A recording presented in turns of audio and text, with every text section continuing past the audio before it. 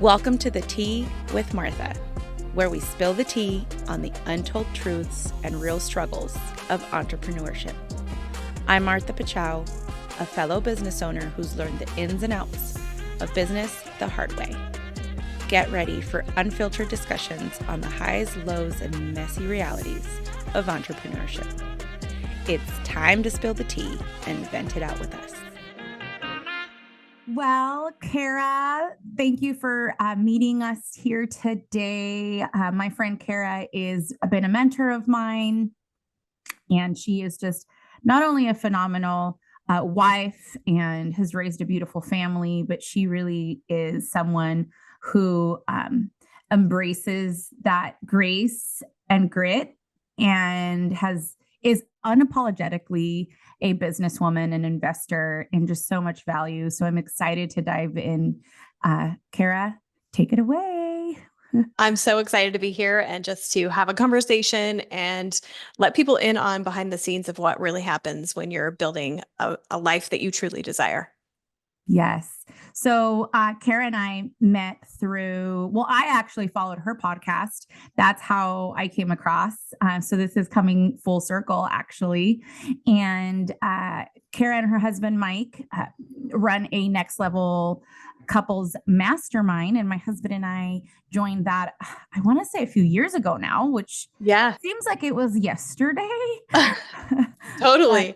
Tell us about your business journey and kind of where you've been and where you are now. Yeah. So I'll just rewind way back. Mike and I got married really young. So right out of high school, basically. I was 18. No, 19. Sorry. I don't know how old I was. I was 19 when we got married and 20 when we had our first child. And then we had two more, I basically just popped out babies for a couple of years. But neither one of us were really, he was a plumber by trade and I worked at a doctor's office. So not anything that was in my mind, I wasn't looking to be an entrepreneur. That wasn't really presented to me and my family. He always did have a little bit of an entrepreneurial bug and had ideas every week. But to me, I grew up, my grandpa, this is kind of a side note, but my grandpa had a ranch and it had been in the family for a couple of years. They came over from Italy and he went into business with somebody and they stole everything and he ended up losing that ranch. And so without my parents really saying you shouldn't be in business or you shouldn't be an entrepreneur or you shouldn't invest, it kind of got into me of oh, that's actually really scary. You could lose things that you care about. You could lose your family. So I kind of had almost a resistance to being a business owner. So it wasn't really in my mind. And the most important thing to us was that we had a really awesome family and that we were there for our family. We wanted to be really present parents. And a couple of years into our marriage, I was pregnant with our third and I had two little toddler boys and Mike was working out of town for the entire 9 months that I was pregnant. He couldn't even make one of my appointments. And during that season, we kind of he would come home on the weekends, literally wash his clothes and head back out. So I was like a single mom with these two little boys. And I'm like, what are we doing? And that's when it clicked for me. That's when I was like, okay, we can either do this for ourselves. If that's what entrepreneurship really is, that you don't get to have very much family time, we might as well be doing this for ourselves. And that's when my mind kind of opened to, okay, babe, we can open this plumbing. And that was our first business, plumbing and HVAC company, because I knew that we were already living our worst case scenario. So I won't continue on if you have anything, and I can continue on too. Yeah, no, I mean, I think that there's so much to unpack there because it's that scary, whether you've had a background from yourself or family, but stepping into that thing that, don't do that because you can lose it all. And so but then when you think about it, you go into the cycle and you're just living through the motions. And is that really where it's at? It's so good. I mean, and then tell us about how you guys started and maybe talk about that. How was it starting a business? Because yes, that is what we all want to do, but the tea is what really goes on when you're trying to build and be there for your family and all the things. So, kind of tell us a little bit about that.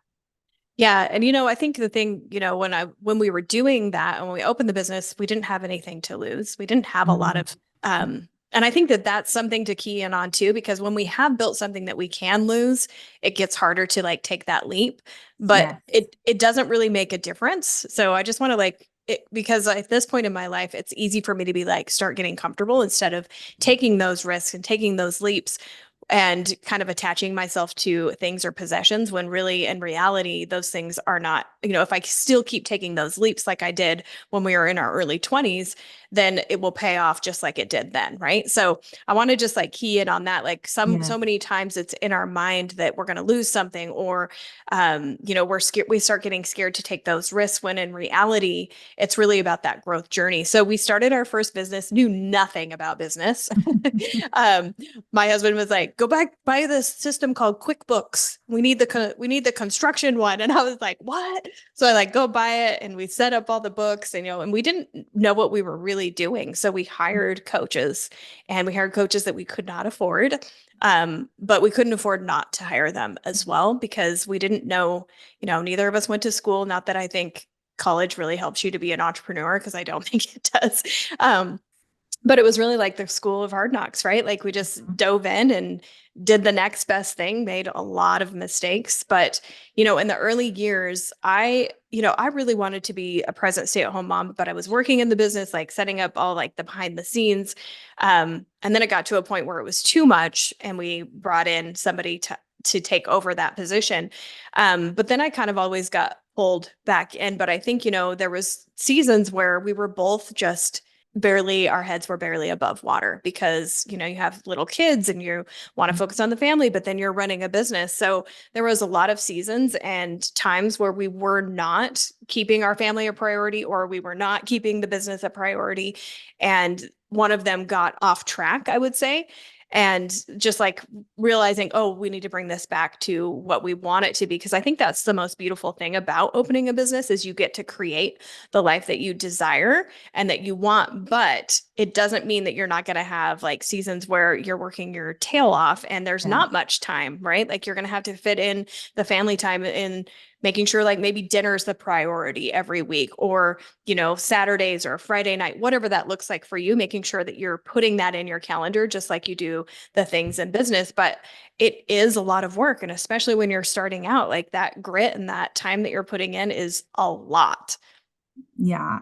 I think that's such a key point, right? Because there's this notion where you start your business and you're going to have time freedom and everything's going to work out. And, really the first years when you're getting it off the ground and figuring out your thing, what are you good at? What are you not? What do you need help with? And like, how are you going to overcome these obstacles, right? All of a sudden you have to replace an AC or you have an employee issue. I mean, there's just, we could probably sit and talk about it for hours, all the things that can go wrong, but yet that's the very thing that teaches us to get out of that season. And I like what you said, where sometimes you just have to put it on your calendar, whether it's dinner or whatever it looks like for your family, because it can suck you in. I mean, when you are hands-on, brick and mortar type of business, it's definitely something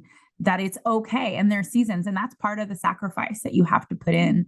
You have to put in the work. Like things don't work if you don't work. Yes, it's so true. And I think you're so right with the seasons part, because even, starting out, like it is like so much grit, but you also go through seasons even through your life where maybe something's shifting or you're changing or you're expanding in your business and you're going up to that next level where it's also you're going to have to put in that grit again. So it's like repeats.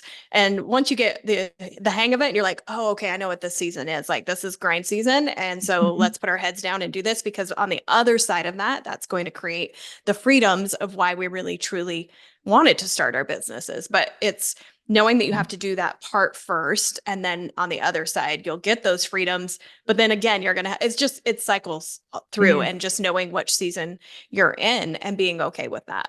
Yes, absolutely. And so then you guys built your business, and how many years into it did you guys decide to exit? And then what do you guys do now? What does business and investing look like for you guys now? Yeah, I want to, before we get to that, I would love to talk about a little bit of a season where we didn't think we were going to make it, because Mm, those are the times I think, when we're in our business, we think we're the only ones going through it. We see all this stuff on social media, like everybody's just doing so fabulous mhm, and so great, but we don't know like what it took to get there. And I love how mm, you said, those are the seasons that are building us into who we're becoming.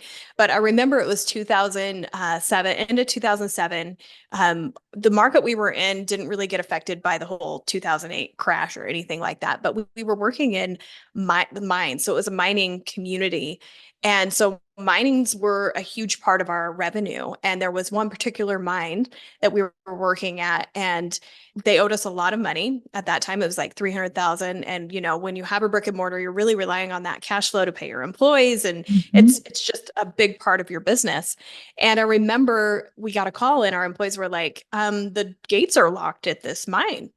And we're like, what do you mean the gates are locked? And come to find out, they filed bankruptcy, just closed the doors, said, hey, we're done. And they owed us all of this money. So we owed taxes, and I remember just being so freaked out in that point in my life and having to meet with like the IRS. It was so scary to me. Now I think about it and I'm like, man, if I could have those problems today. Yes. But that's the expansion part, right? And it Huh? was, and being real with like whatever that is for you, whether it's a money issue or something that's, feels like it's going to take you out. It doesn't matter what it looks like to other people, whatever it is for you, it's really real. And so Mm, during that season, I remember like wondering how are we going to get out of this? And it was such a good season. It was not fun during that season. I remember losing lots of sleep. I remember not knowing if we had to lay off really good employees, people who had families that we were good friends with during that season, because we had to keep the business afloat while we did end up getting paid from them, because my husband was smart and said he was going to happen to be in the city that they were based in, which is in Canada. He wasn't, and he wanted a meeting with them, and we ended up getting some favor with them and getting paid out. It took, over a year to get paid out, but during the season of having to, we had to crunch, right? Like we had to shrink down, we had to be yep. lean and mean during that season. And Mhm. so that was the time where we really grew into the leaders that we needed to be. And also our mindset of how do you handle pressure? Because pressure comes when you own a business. No matter what business you're in, you're going to have Yeah. times and you're going to have seasons where it is tight. So I didn't want to skip over that. Like, oh yeah, we opened this business and it was just all great. There was many Yes. Thank you times for like that. that, but that's one that I can remember that I was like, wow, are we going to survive? And we just came to the point, and I remember telling my husband this, which I don't really remember saying this, but he reminds me of this. Like, well, what's going to happen? What's the worst that can happen? They take our Mhm. family. So knowing what is a priority in those seasons, and then knowing those seasons are going to come again, and you just expand into a bigger. It's a bigger problem, right? But you're more Yeah. equipped to handle it. Yes. Yeah. It's so true. There sometimes things can happen even when you're doing your best work, right? Yes. Things, and I truly believe that things are for us and not, they don't happen to us. And it's been a process to learn that, because I'm sure if you think back, like you said, I wish those were my problems now. And I think the same way, like my problems used to be $1,000 problems and they were $100,000 problems, and now they're $1,000,000 problems. Yep. And so there's more risk. But also with more risk comes more reward if you can make it through. If you can, I love what you said, like we had to get lean and mean. And what that I just am reminded of the times, like for us, it was during COVID where I had to lay off so many amazing employees that some came back, but not all of them. Yeah.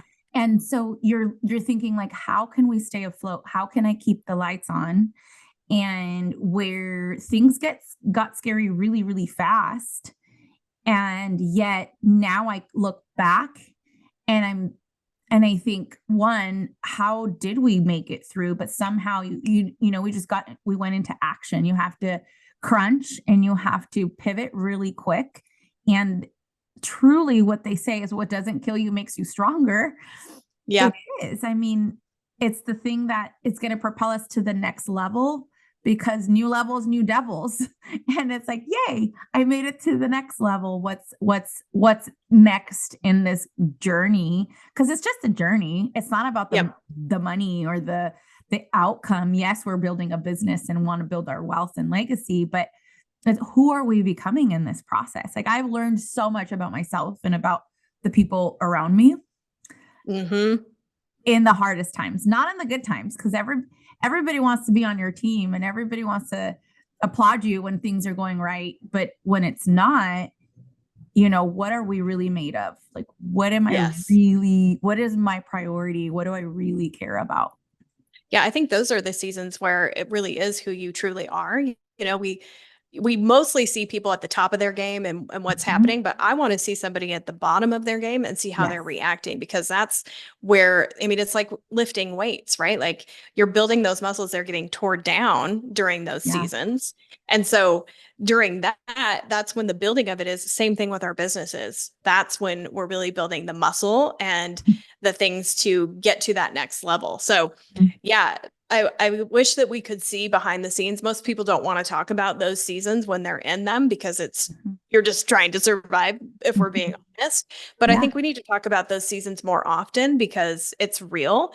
And I love how you said it's not really about the money, because it's not. When we can detach from that and be like, okay, what is this teaching me?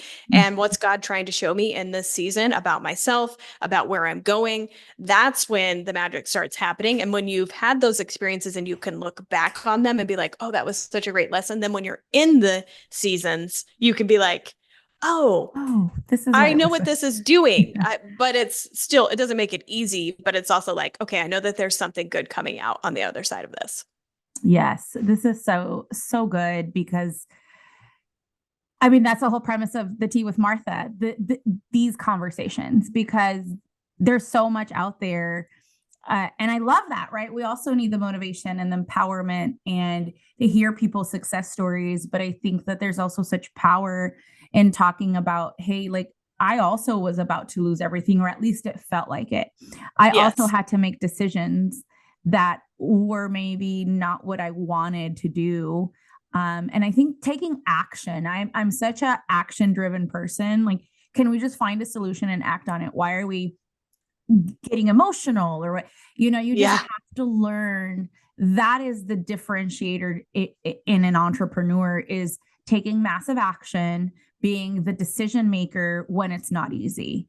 And when you're a leader, that is what makes you a leader. You have to step it up. You have to step up your game for the greater good. And that's hard. Yeah. And the emotional intelligence, that you have to have when you are being a leader is a whole other level, because you have to be on your game, like you said. Yes, so true. So you guys overcame. Yes, we did overcome that one. We did overcome. And we ended up selling our business. Not that we really wanted to, but we did have a partner in that business that we just weren't aligned, values wise. And so it kind of came to the point we went through a long process with a private equity company that was going to buy us. And before that, we had kind of discussed, like, what would it look like if one of us bought the other one out? And there was never an agreement. We could never come to an agreement of what that looked like. But when this other company was buying us out, it actually gave us the opportunity to be like, oh, this is what we think it's worth, because we're on the same team, right? With our partner. So then we came to this amount. We ended up not selling to that company because I don't know why. It just didn't work out with that. But the great thing about it is we got an amount that we both could agree on. And we owned a lot of real estate with them as well. And so it was kind of we kind of presented it like, we'll take this deal or we'll take this deal. It was a win-win situation, and we didn't care which way we went. And at first, they actually decided that they wanted to take more of the real estate and we'd take the business. And then they changed their minds. And so we were like, and I think that that's really important too, as an entrepreneur, is just like knowing you can make it work no matter what it looks like, and being okay with either situation. It didn't mean that we weren't like stopped in our tracks, like, oh, I thought we were going this way, but now we're actually going this way. But, selling that business, was kind of this is another thing I think with entrepreneurship is not getting yourself wrapped up into the identity of what that is. So for Yes. my husband, that was a real hard season for him after we sold it because his identity was wrapped up so much in our business. And, I can relate to that as a mom, my mom identity, as my kids are now leaving the house, I found that my identity was wrapped up so much in my kids. So I think no matter what you're doing in life, it's easy to get our identity wrapped up in that. So we had a couple of years of him being like a little bit depressed for a little bit, if we're being honest, but then opening some businesses, buying back some businesses, not that one, but some businesses that were probably not the greatest choice, but he needed something to pour into. And so I think that there's something to be said with being patient in those seasons and those waiting seasons. We all have those The seasons where it's waiting like, season. we want to like make the splash. We're like, we're not patient enough to be like, something needs to happen. And I think especially as like entrepreneurs and people who want to go and achieve and do things, it's hard to sit and just wait for what is next. So we learned some lessons during that season too, of like getting ahead of what God had. And we ended up selling that business that we had gotten into. And like I said, we had taken all of the real estate and we just went all in on real estate because, but that, I think that's another thing. Like, I want to make sure, like, when you think about real estate, usually we get into real estate because it's a passive income stream, right? And it was for us. Yeah, I know you're shaking your head because it's a lot of work.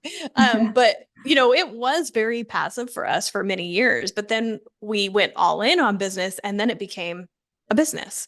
And so I think like just knowing that like anything can become a business, and it's easy to think, oh, well, this is easier over there. What somebody else is doing is easier, when really you should be focusing on your golden goose that's laying those golden eggs, that keeps spitting those eggs out, and then going and investing in them.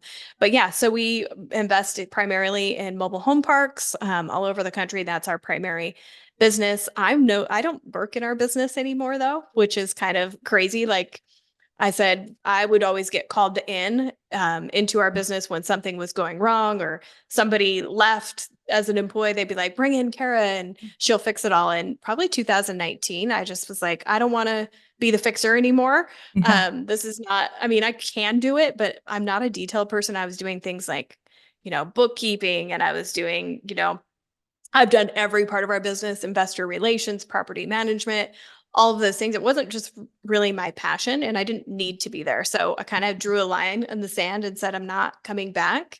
At this point, I want to focus more on how I can impact women and change women and speak into them. So that was kind of a shift for me, but mostly, right now I'm focused on just empowering women when it comes to their money, and also couples work. Like, that's my favorite thing in the world, is just empowering couples, because we need more family units in this day and age. The family unit is really such a good job. Sorry, I didn't mean to interrupt you. No, you're good. Yeah, you're good. I just love that you drew that line in the sand, because people like us, right, we're navigating life and building, but at the end of the day, it's like, what is our priority?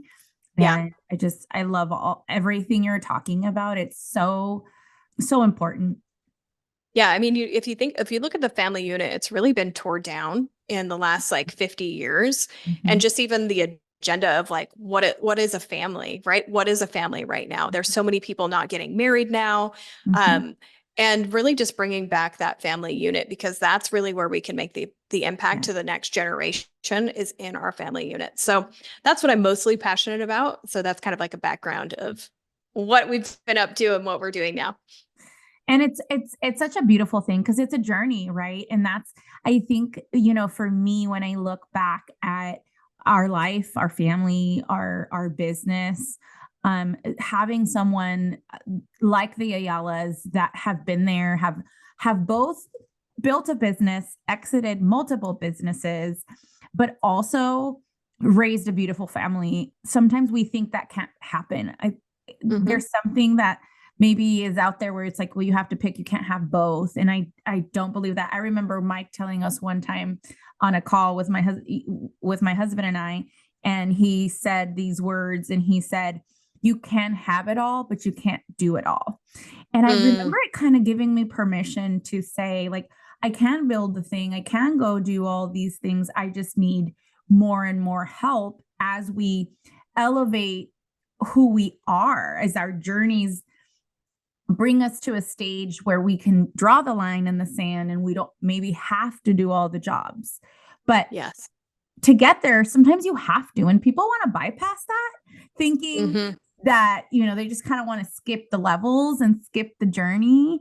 And that's just part of it. And that's when we build our muscle and then say, hey, I want to decide to do things different. I want things to look different. I know what I'm good at. I know what I'm not good at.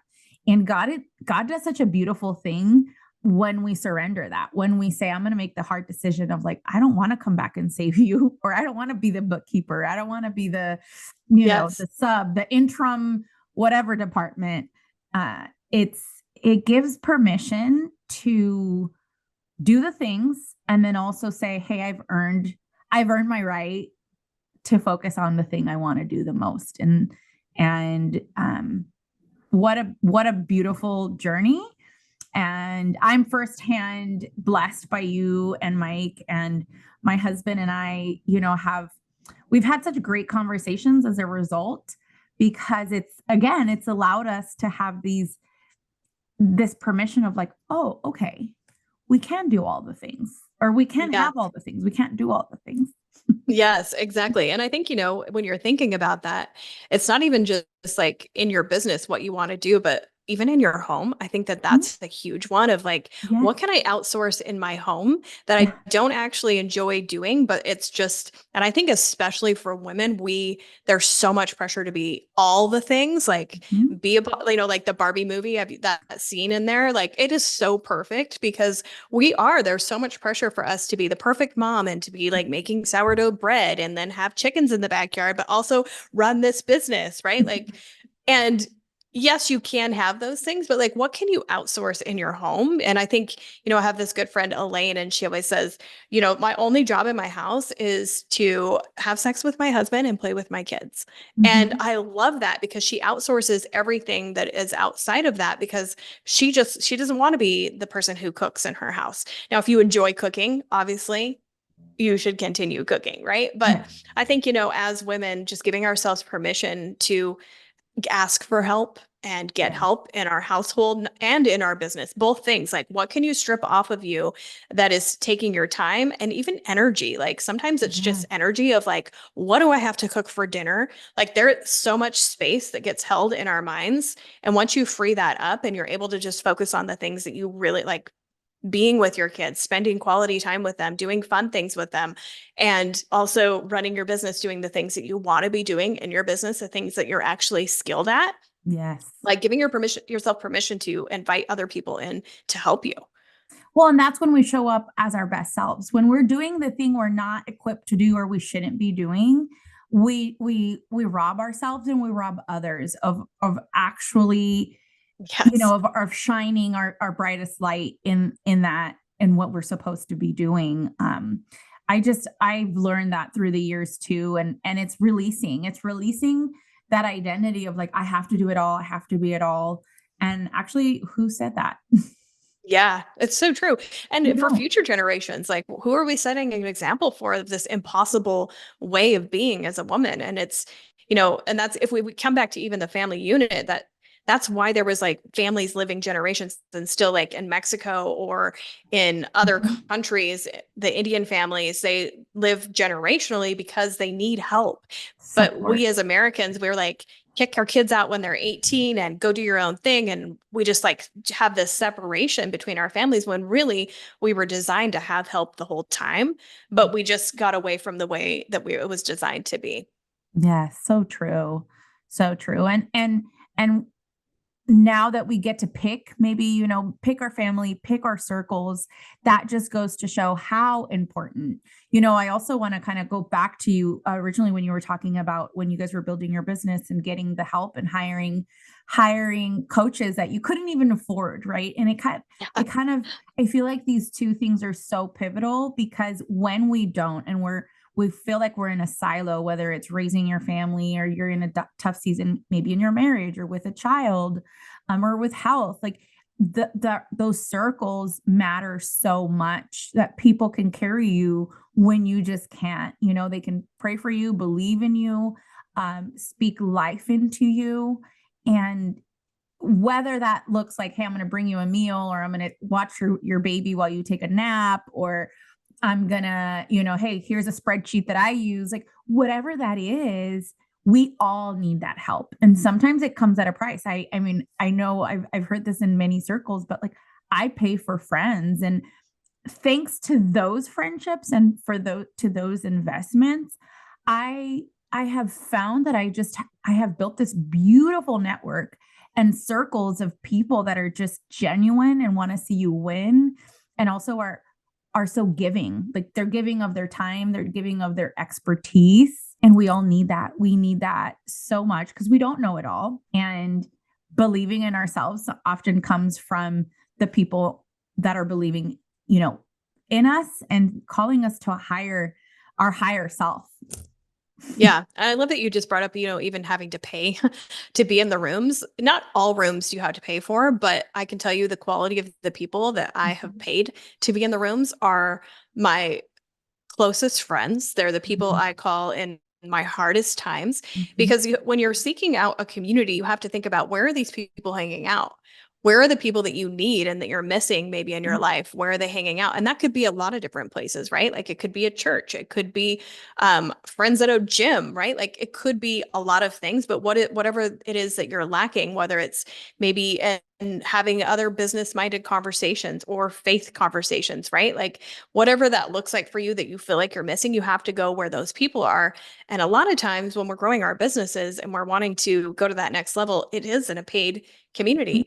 Yeah. And, I know plenty of people who have never paid to be in a community that have great communities as well. But there's something to be said about just getting yourself in those rooms. I don't know if you've seen that video of, I think Cody Sanchez put it out, where it was just sitting next to the person that you're working with affects, like, make sure if you sit next to somebody who doesn't do very well, makes your success go down. And if you're sitting next to somebody who's doing better, your success automatically goes up. It really matters who you're surrounding yourself with. And so if you're going through a tough time in your business and everybody around you doesn't know how to support you because they've never ran a business, you're not probably going to make it out of there very well, or you're barely going to make it out of. But if you can surround yourself with people who have had tough times in business, you're going to make it out much better because you can learn from their lessons. Yes. I mean, it like, as they say, your net worth really is your network. I mean, I could probably talk about it an hour, and I'm sure you can too, of just having connections with people, and in those pivotal moments of your life or your business, just simply by association. Yes. Learning and or them speaking into you. Like I am such a fan and a proponent of do the uncomfortable, because it will pay off. And I don't know about you if this has happened, but often you join these masterminds for one thing, and you actually end up getting like so much value that you didn't even anticipate was part of the process. Like, oh, that was just like the cherry on the top. Like now I became, we have all these things in common, or, I just so many beautiful things out of investing, sacrificing, because that means maybe you can't do something else, but you're investing. I don't see it as an expense. I think it's such an investment. And I have always had more than I bargained for in ROI in groups, and still to this day, like I will always be part of a mastermind. And I've also evolved. Like early on, it was all about business for me because I needed to get out of the stuck. Yep. And just learn, how do I get out of this hamster wheel and elevate myself? I don't want to be in my business. I want to work on it. And then, there's always levels, but then I wanted to be more. Like there has to be more. And how can I show up better for my family and as a wife? And in my business, my kids always came with me, but I was working and I was doing things. And so anyway, we evolve, our seasons in our life evolve. And at every season, we still need help. Like I feel like I have so much to accomplish, as I'm sure you do. And that's why we continue to invest in groups and and pay for friends that I truly love and admire. I don't ever want to be the biggest fish in the pond. Like I love when I'm like, I don't even know what I'm doing here. Like these people are so amazing. Yes. I love Talking about feeling. things that are like, what does that even mean? What does that word mean? Yeah, these people are talking with B, like billions, not M with millions. Like what? Yeah. Yep. Or giving like that it just expands your mind so much when you see the good that people do with the wealth they've created, the lifestyle that they've built. There's always more that we could do for the greater good and for God's kingdom and for our families and for others in need. There's so much need that it's beautiful to just be in circles that can help us go to that next level.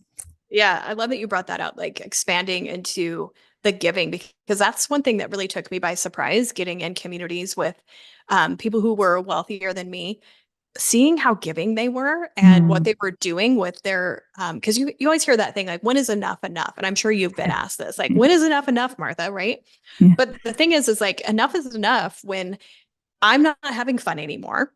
This isn't fun anymore. Or I think so many times we can just get in this box where it's like me and my 4 kids, like I don't have 4 kids, but me and my family, right? Like we want to only go to here. But like the true abundance is when we go out of that. And that's where the more is. When is enough enough? Well, when I'm making an impact with what I have, because if you're only covering enough for your family, then you're not in abundance and you're not going to help out the people that really break your heart because you only have enough to cover your family and what your desires are. So you have to grow bigger than that. So I think that's one thing I've learned so much is just the giving aspect of it, and that wealthy people really are great. I think there's such a negative aspect out. I mean, I'm sure that there's evil people out there that have money, but I would say the majority of people that I've met that are wealthier than me are the biggest givers that I've ever met. I feel like you hit the nail.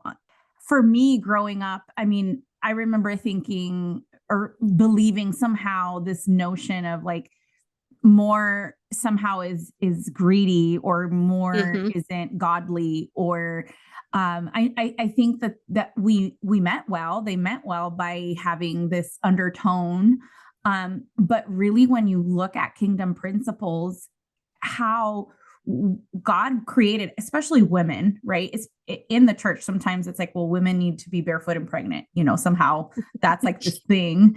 And I remember like, I had this drive and I wanted to build and I wanted to do, and I want to do good with it, but feeling guilty somehow. And how liberating it was for me when I realized God actually places these gifts in us. And it's our job. It's actually our duty to use these tools and just free myself from like, I don't have to, like, if that's your calling, great. I like that. There's beauty in that too. But if you are equipped with this longing and this drive, it's also okay to say, hey, I'm going to do this not about me. It's for the greater good. I want to build the kingdom and I want to have a greater impact far beyond my own family. Because when we look at things, like there's such a need in the world, there's way more need than there is of us givers. Like you can never outgive God, and you can never outgive the needs in this world. And when we put on those, like that hat of like, this is my duty to bring glory to the gifts that I was given. And I want to write a check with a lot more zeros. I want to write this legacy, because that to me is the real legacy. Like, what are we doing with the wealth that has been entrusted? It's how are we stewarding this? And I've always been, even when I've had not a lot, but I felt so strongly about this, and I see it firsthand in my life, that when we give uncomfortably, that's actually how we're given more. Yes. Givers are receivers. Oh my gosh. And then you're like, okay, I could do more now, and I could do more. And that's where God blesses, because he knows he could trust you with more. Because if you can't do it with the little, guess what? You're not going to do it when you have a lot more zeros behind that check or that business, or, that giving. And it's just a beautiful thing when we can get in community, and what a testimony. Like, hey, God actually is a God of giving. He's not a God Yes. of scarcity. He's not a God of like, Yeah, the more you read the Bible, the more you realize like there's so many principles of growing wealth and like you're saying, like stewarding. I remember there was this time we were at an event and somebody was giving an amount. It was actually a good friend of ours, and I was like, oh my gosh, I wish we could give that amount. And I remember God checked my heart. He's like, well, you could. And I was like, oh, yeah, like I've done things with this amount of money for myself. Like, why am I not? And so I did. And it was so freeing to be like, we get to make those decisions. But I think sometimes we put these like, I don't know, limits on like how much we can give or what it can look like. But when you see other people show you what's possible, it like opens the door for you. And I remember just like my world being shocked because I had given that much money to things that I wanted, to buy a house or to put a down payment on something, buy a business. But when you put it in that perspective, it was just the largest check we'd ever written to give. And because I saw somebody else do it and then me be like, oh, I can't wait till we can do that. And God was like, oh, well, you actually, I mean, there's that in your bank if you want to use it for that instead of this. I was like, oh, okay. But you're right. Like that's where the magic is. And I think if people read the Bible more and studied more of what it really says about wealth, they'd be shocked. So true. And that is really like the new ministry is, I think, is can we talk about money more? Can we talk about what good we can do? Because I think like you said earlier, there's just like this idea that somehow money is good and we don't talk about it in church, or we don't talk about it. And really, we are the kingdom builders. I may not be called in the church. I may not be like have a title, but I am a businesswoman. My family is, we are in business, and what a great way to just build the kingdom, because there is no church if there is no building, right? I mean, we built, the people are the church, but also like we need a place to meet, and how can we impact the world when we don't have funds? And so I just think it's a beautiful privilege.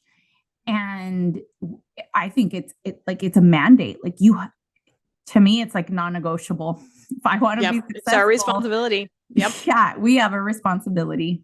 But so good. Well, this has been great. I would love to continue talking about all the things, because I feel like you just scratched the surface. We could keep going forever. Kara, any last thoughts that you would like to leave our audience in just your experience and spilling the tea with us, with all the beautiful things you guys have overcome and where you're going next? I think my last thoughts would just be giving yourself permission to do all the things that we've been talking about. So giving yourself permission to be fully you, who you were created to be, whether that is being a businesswoman, a mom, whatever that is, giving yourself permission to go all in on that dream. And then giving yourself permission also to grow your wealth, because like you said, that is a mandate and it is our responsibility. And poverty is actually a curse. And so when we can really accept that we were created to be wealthy and to make an impact, I think that would be my last words, is like, accept that responsibility and give yourself permission to walk in it. So good. Thank you so much for your heart. Thank you for, being an example, like I said, firsthand to me.